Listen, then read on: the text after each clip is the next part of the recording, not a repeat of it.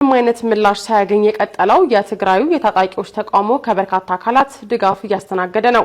ከጥቅምት 3 2018 ዓ.ም ወዲህ በትግራይ ክልል ምስራቃዊ ደቡባዊ ዞኖች ወደ መቀለ የሚወስዱ መንገዶች በአጉልአና በመሆኒ ወደ እንደስላሴ ሽረ ከተማ የሚወስድ መንገድ በእንዳባጉና ከአድዋ ወደ አዲግራት የሚወስደው በሲሮ አካባቢ መዘጋታቸው ይታወሳል። ይህ በታጣቂዎች የተካሄደ ያለው መንገድ የመዝጋት ተቃውሞ በዚህ ሳምንት መጀመሪያ በትግራይ ክልል መቀመጫ መቀለ መንገድ ያሉ መውጫና መግቢያዎችን በመዝጋት ነበር የተጀመረው። ጥያቄዎቻችን ይመለሱ በሚል ለተጀመረው የታጣቂዎች ተቃውሞም በትግራይ የሚንቀሳቀሱ የፖለቲካ ፓርቲዎች ድጋፋቸውን አሳይተዋል።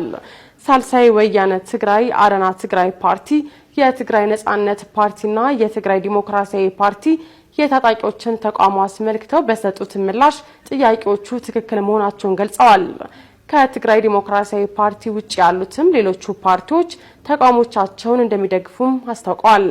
ታጣቂዎቹ የህዝብ ተቃውሞችን ከማፈን ወጥተው የራሳቸውን ጥያቄዎች ይዘው ወደ ጎዳናዎች መውጣታቸውን የተቃዋሚው የአረና ትግራይ ለሉዓላዊነትና ለዲሞክራሲ እንደሚደግፈው የፓርቲው ሊቀመንበር አቶ አምዶም ገብረስላሴ ለዶይቼ ቬለ ተናግረዋል።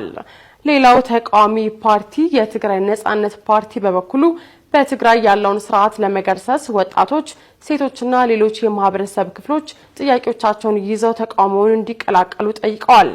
ትናንት ጥቅምት 6 ቀን 2018 ዓ.ም የትግራይ ምስራቃዊ ዞን ዋና ከተማ ወደ ሆነችው የአዲግራት ከተማ የሚያስገቡና የሚያስወጡ 3 ዋና መንገዶች ተዘግተዋል።